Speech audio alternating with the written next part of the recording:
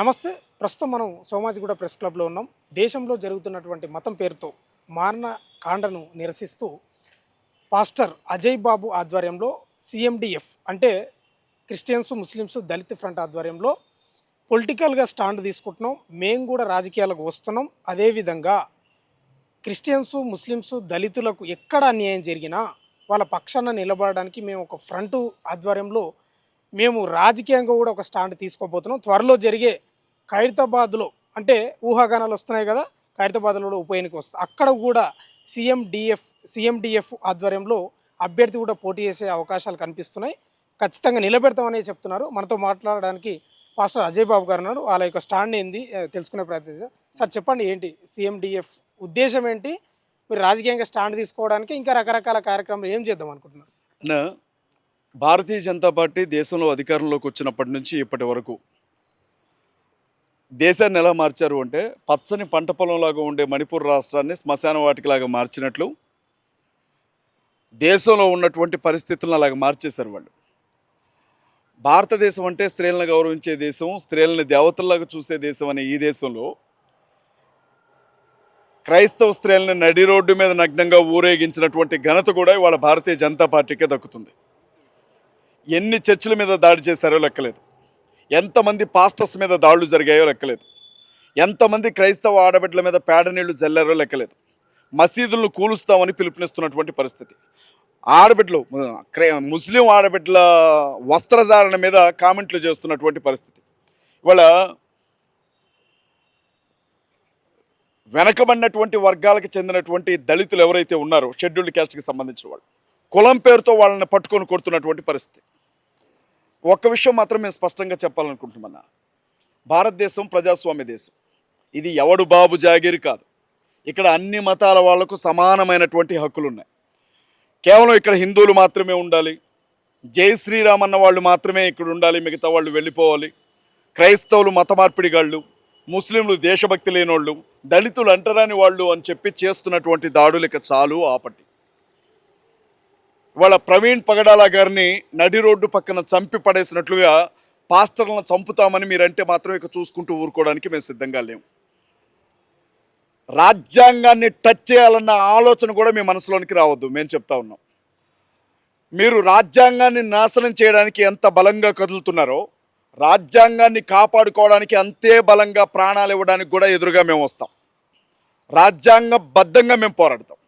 మేము ఒకటే చెప్తా ఉన్నాం, క్రైస్తవులకి ముస్లింలకి ఉండే ఓటు హక్కు రద్దు చేయాలన్న ఆలోచన మీ మనసులోంచి తీసివేసుకోండి. క్రైస్తవుల మీద, ముస్లింల మీద మీ వాళ్ళను ఉసిగలిపే పద్ధతులను మీరు ఆపండి.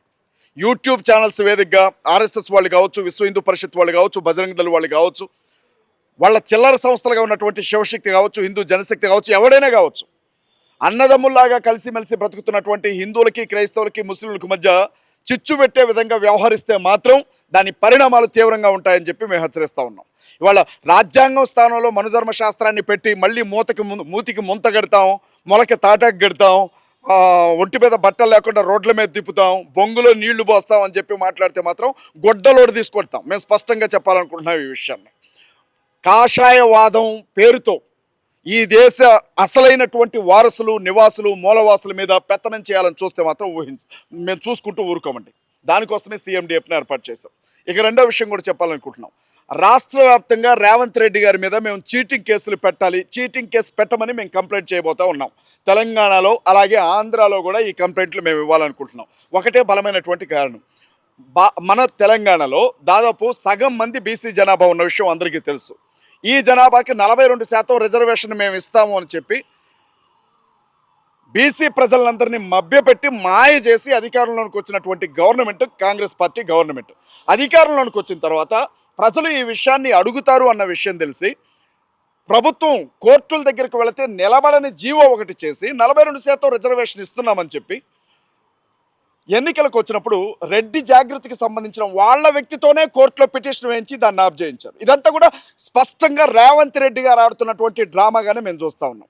ఈ మూడో విషయం కూడా చెప్తా ఉన్నాం, పోయినటువంటి బీఆర్ఎస్ గవర్నమెంటే బీసీలకి తక్కువ రిజర్వేషన్ ఇచ్చింది. అలాంటిది ఇప్పుడు అందులో నుంచి కూడా కటింగ్ పెట్టి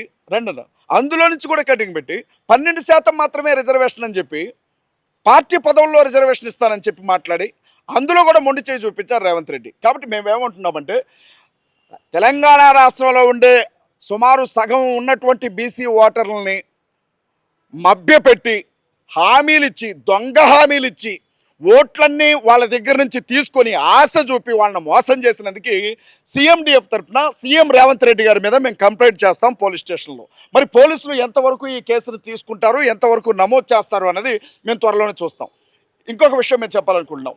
ఎస్సీ ఎస్టీ బీసీ జేఏసీ ఏదైతే తెలంగాణలో ఆంధ్రాలో మిగిలిన ప్రాంతాల్లో బలంగా పనిచేస్తుందో, బీసీలకి 42% రిజర్వేషన్ కావాలని డాక్టర్ విశారదన్ మహారాజ్ గారు కావచ్చు, చిరంజీవి గారు కావచ్చు, విశ్వేశ్వరయ్య గారు కావచ్చు, ఏదైతే పోరాడుతున్నారో మా సీఎండిఎఫ్ తరఫున వారికి పూర్తి మద్దతును తెలియజేస్తూ ఉన్నాం.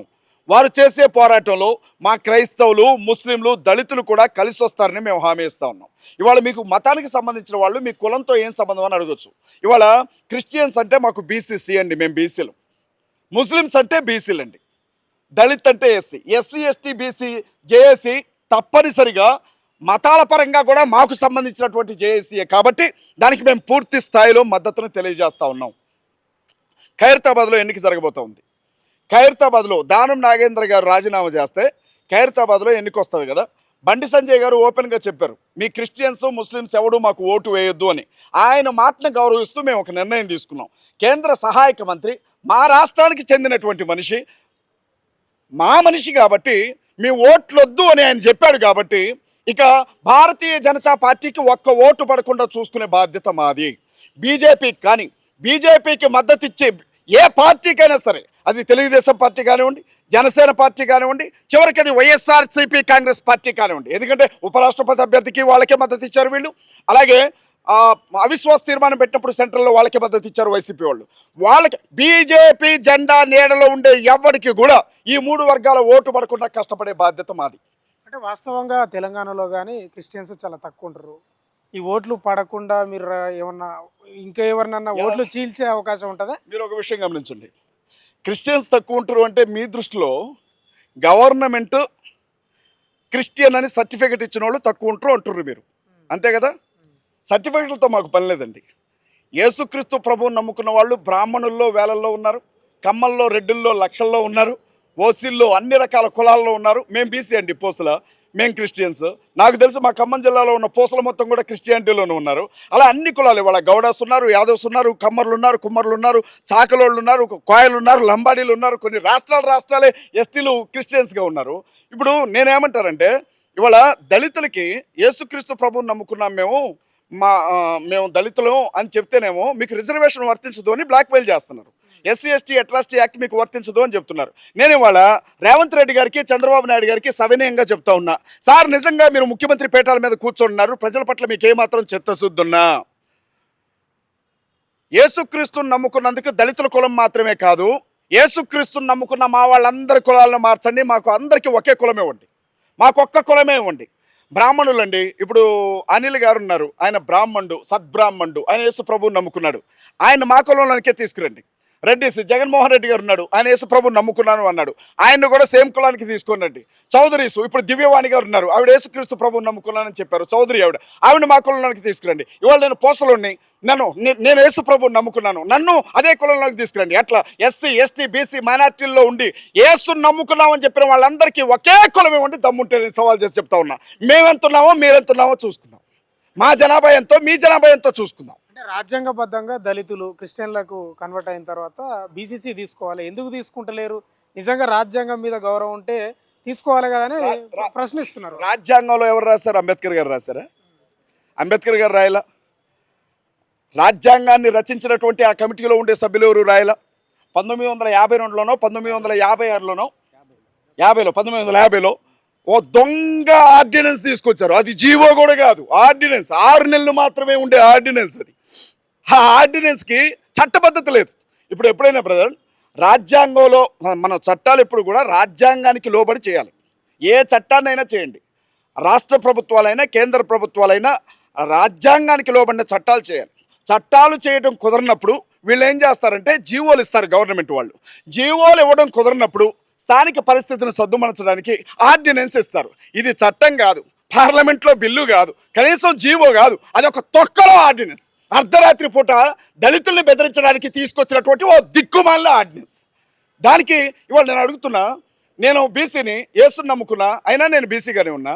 జగన్ రెడ్డి గారు ఆయన యేసుని నమ్ముకున్నాడు, అయినా ఆయన రెడ్డిగానే ఉన్నాడు ఓసీలో. దివ్యవాణి గారు చౌదరి, ఆవిడ యేసుని నమ్ముకుంది, చౌదరిగానే ఉంది. అనిల్ గారు బ్రాహ్మణుడు, యేసుని నమ్ముకున్నాడు, బ్రాహ్మణుడిగానే ఉన్నాడు. ఒక మాల మాత్రం యేసుని నమ్ముకుంటే కులం ఎలా మారిద్దండి? అది లేక అడుగుతాను. మతం కదా మారాల్సింది, కులం ఎలా మారిద్ది? అంటే బ్లాక్మెయిల్ చేస్తున్నారా ఇవాళ? ప్రభుత్వాలు దళితులను బ్లాక్మెయిల్ చేస్తా ఉన్నాయా ఇవాళ? దళితులు మాత్రమే కాదు, ఇవాళ లెక్క పెట్టలేనంత మంది క్రైస్తవులు ఉన్నారు. మీకు చెప్తున్నాను వినండి, ఒక్క ఆంధ్రాలో 4 కోట్ల ఓట్లుంటే అందులో 1,60,00,000 మంది క్రైస్తవులు ఉన్నారు. మాకు తెలుసు ఎంతమంది క్రైస్తవులు ఉన్నారు. మా చర్చలకు వచ్చే వాళ్ళు ఎవరు, యేసు ప్రభు నమ్ముకున్న వాళ్ళు ఎవరు, మా జనాభా శాతం ఎంతో మాకు తెలుసు. మీరు సర్టిఫికేట్ ఇవ్వడంత మాత్రాన 1% 2% కళల్లో బ్రతకొద్దు. నెక్స్ట్ సీఎం ఎవడో డిసైడ్ చేసే స్థాయిలో ఆంధ్రాలో తెలంగాణలో క్రైస్తవులు ఉన్నారు. ముస్లింలు దళితులు కూడా కలిస్తే మా సంఖ్య మెజారిటీయే తప్ప మేము మైనారిటీ కాం.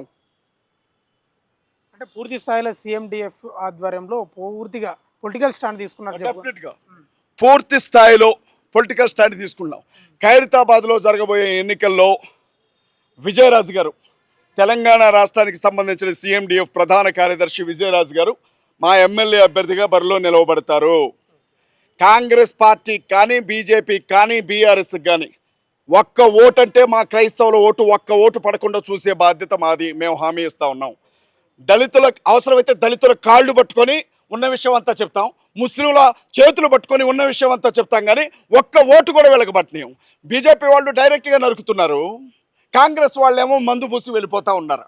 వాళ్ళు కూడా కనీసం నేను అడుగుతా ఉన్నా, దాదాపు 2 ఏళ్ళు అవుతుంది అధికారంలోకి వచ్చి రేవంత్ రెడ్డి గారు.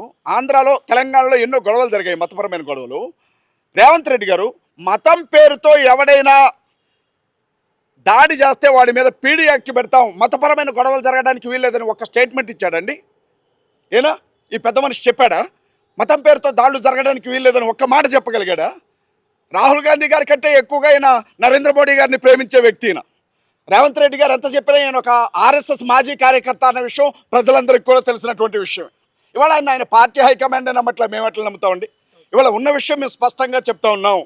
క్రైస్తవులకి, ముస్లింలకి, దళితులకి హాని చేయాలని చూస్తే మాత్రం మతోన్మాద సంస్థలకి మేము రాజ్యాంగాన్ని చేతుల్లో పట్టుకొని అడ్డుగా వచ్చి నిలబడతాం. Thank you. అంటే ప్రధానంగా సిఎండిఎఫ్ ఆధ్వర్యంలో, ఆ ఫ్రంట్ ఆధ్వర్యంలో క్రిస్టియన్లకు కానీ, ముస్లింలకు కానీ, దళితులకు కానీ ఎవరికి హాని జరిగినా వాళ్ళ పక్షాన నిలబడతాం. రేపు జరగబోయేటువంటి అంటే వచ్చే అవకాశం ఉన్నటువంటి ఖైరతాబాద్ ఉప ఎన్నికల్లో కూడా పోటీ చేసి తీరుతాం. ఖచ్చితంగా క్రిస్టియన్స్, ముస్లిమ్స్, దళితుల ఓట్లు సిఎండిఎఫ్ ఆధ్వర్యంలో మేము నెక్స్ట్ ఎమ్మెల్యేలు కానీ లేకపోతే ముఖ్యమంత్రి అభ్యర్థిని ముఖ్యమంత్రిగా ఎవరు ఉండాలనేది కూడా నిర్ణయించేది మేమే. మా తడాకి ఎందుకు చూపిస్తామని చెప్తున్న పరిస్థితి కనిపిస్తూ ఉంది.